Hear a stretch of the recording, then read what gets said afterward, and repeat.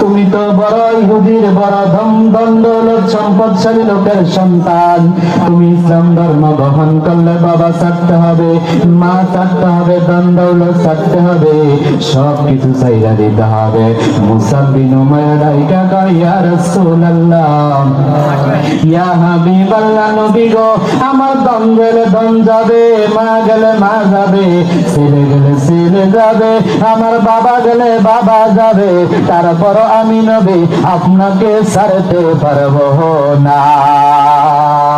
যেরকম আল্লাহু আকবার। ইয়া রাসূলুল্লাহ, ইয়া হাবিবাল্লাহ, নবী গো,